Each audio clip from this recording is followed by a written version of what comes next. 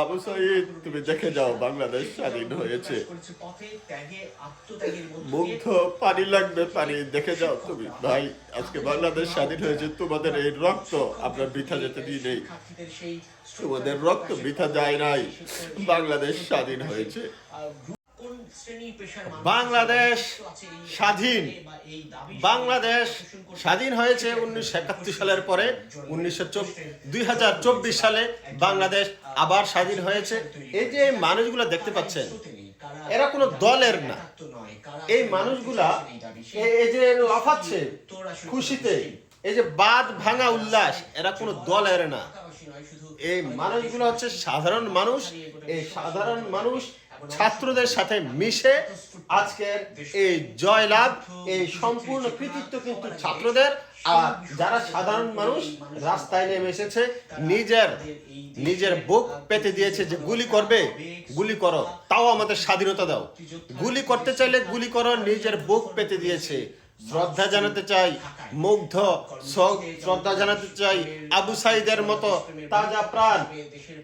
আমার হিসাবে, সরকারি হিসাবে এটা 300-400 হয়ে গেছে। আমার তো মনে হয় এটা প্রায় 1000-এর কাছাকাছি। আর আহত হয়েছে 10,000-এর উপরে হবে, 10 থেকে 20,000। আর আপনার জেল, কারাবন্দি, তারপরে বিভিন্ন ভাবে হয়রানি, গুম, সবকিছু মিলে 30,000-এর ঊর্ধ্বে মানুষ এটাতে ইনভলভ ছিল, যারা ইনজুর্ড, গুম কিংবা খুন হয়েছে।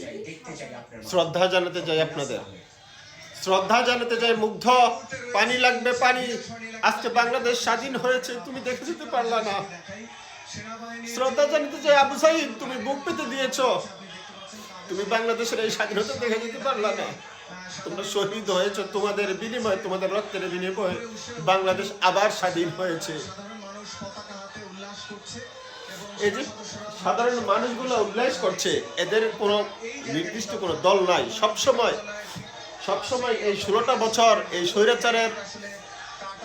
স্বৈরাচার যারাই দাঁড়িয়ে রেখেছে, যারাই ন্যায়ের কথা বলেছে, যারাই অন্যায়ের প্রতিবাদ করেছে, তাদেরকে একটি তকমা দেওয়ার চেষ্টা করেছে যে জামাত শিবির, এরা জামাত শিবিরের লোক। এই অভিনয়, এই নাট্যের এই অংশটুকু বাংলাদেশের জনগণ, বহির্বিশ্বের জনগণ খুব ভালোভাবে পরিচিত। যে যখনই ন্যায়ের কথা বলে, অন্যায়ের বিরুদ্ধে কথা বলে কেউ, তাকে জামায়াত শিবির বানিয়ে দেয়। ভাইরে ভাই, দাড়ি থাকলে যদি জামায়াত শিবির হয়, তাহলে তো রবীন্দ্রনাথ ঠাকুর সবচাইতে বড় জামায়াত শিবির ছিল। একজনের দাড়ি রাখতে পারবে না, ইসলামের আদর্শে কেউ দাড়ি রাখতে পারবে না, কেউ কথা বলতে পারবে না, কেউ টুপি মাথায় দিতে পারবে না। বাংলাদেশ একটি স্বাধীন দেশ হয়েও কেউ তার মতামত প্রকাশ করতে পারে নাই এত বছর। কেউ টুপি মাথায় দিতে পারে নাই, কেউ দাড়ি রাখতে পারে নাই। ভয়ে ভয়ে যারা রেখেছে তারা ভয়ে ভয়ে, জীবনটা হাতের মুঠোয় ছিল যে আজকে আমি দাড়ি রেখেছি, হয়তো জামাত শিবির বলে আমাকে মেরে ফেলতে পারে। এটা কোনো দেশ ছিল না। বাংলাদেশ 71-এর পরে স্বাধীন হয়েছে ঠিকই, কিন্তু দেশ স্বাধীন হলেও মানুষ স্বাধীন হয় নাই। আজকে মানুষ স্বাধীন হয়েছে, বাংলাদেশের জনগণ স্বাধীন হয়েছে। এই যে উল্লাস দেখতে পাচ্ছেন, বাঁধ ভাঙা মানুষ কোন পর্যায়ে গেলে বলে হ্যাঁ তুমি আমাকে গুলি চালাও, তাও আমার বাক স্বাধীনতা দাও। মানুষ কোন পর্যায়ে গেলে বলে যে আমার যা কিছু আছে তা নিয়ে আমি রাস্তায় এসেছি, আমি কোথাও ফিরে যাব না, আমি রাস্তায় এসেছি, আমি ঘরে ফিরে যাব না, স্বাধীনতা অর্জন না করে। মানুষ অত্যাচারের কোন লেভেলে চলে গেলে দেখেন। 16 বছর এই স্বৈরাচার সরকারে ছিল, 16টা বছর ভোটের অধিকার কেড়ে নিয়েছে ওরা। দ্রব্যমূল্য লাগামহীন ভাবে বাড়িয়েছে। ওদের নেতা কর্মী এক একজন আঙ্গুল ফুলে কলা গাছ হয়ে গেছে। ওর পিয়ন, এই স্বৈরাচারের পিয়ন 400 কোটি টাকার মালিক, গাড়ির ড্রাইভার 360, প্রায় 350 কোটি টাকার মালিক। আপনি দেখেন, এরা পিয়ন, যারা ড্রাইভার, তারা হাজার হাজার কোটি টাকা ছাড়া কথাই বলে না। আমাদের প্রবাসীদেরকে বলেই না, দেশটাকে মগের মূল্যক বানিয়ে রেখেছিলেন। আজকে এই জনগণ তারই জবাব দিয়েছে। জনগণ এত বছর আপনার ভোটের অধিকার কেড়ে নিয়েছেন, কথা বলেননি, কিন্তু যখন একটা ন্যায্য দাবি নিয়ে তারা মাঠে নেমেছিল, ন্যায্য একটি দাবি যে কোটা আন্দোলনের দাবি, আপনি কি করলেন? তাদেরকে পাখির মতো গুলিবার করে মারলেন। আপনি মনে করলেন যে ছাত্র জনতা হয়তো কয়েকটা লাশ পড়লে তারা ভয়ে ঘরে চলে যাবে। আপনি বুঝতে পারেন নাই, ছাত্র এরা এদের মনে মাথা থেকে পা পর্যন্ত পুরোটাই ওদের কলিজা, চামড়ার নিচে যা আছে পুরোটাই ওদের কলিজা। আপনারা বুঝতে পারেন নাই, বুঝতে দেরি হয়েছে, যার কারণে বাংলার মানুষ কিন্তু জেগে উঠেছিল। যখন প্রথম দিনে আপনি গুলি চালিয়ে 4-5 জন মেরেছিলেন, তারপরে মেরেছেন আপনি 50 থেকে 60 জন, তখনই কিন্তু বাংলাদেশের ছাত্ররা, বাংলাদেশের বিবেকবান অভিভাবকরা মাঠে নেমেছে।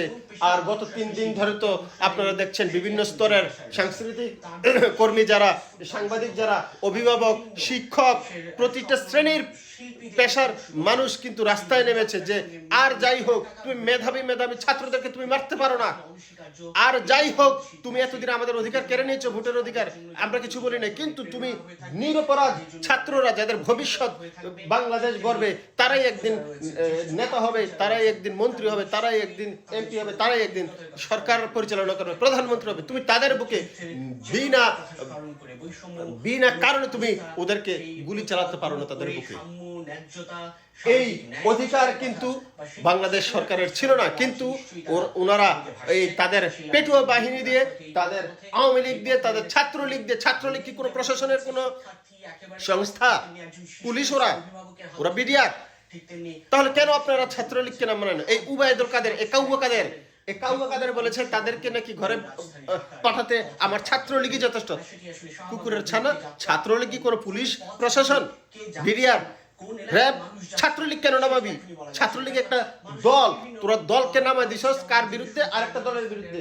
আপন একই সহপাঠী, ওরা একই স্কুলে পড়েছে, একই বিশ্ববিদ্যালয়ে পড়েছে, ওরা আবার ওদেরকে মেরেছে। এই ছাত্রলীগ ওদেরকে মেরেছে। ন্যায্য দাবি আদায়ের যারা নেমেছিল রাস্তায় তাদেরকে মেরেছে ছাত্রলীগ দিয়ে। এটা কোনো গণতন্ত্র ছিল না। তোদের এই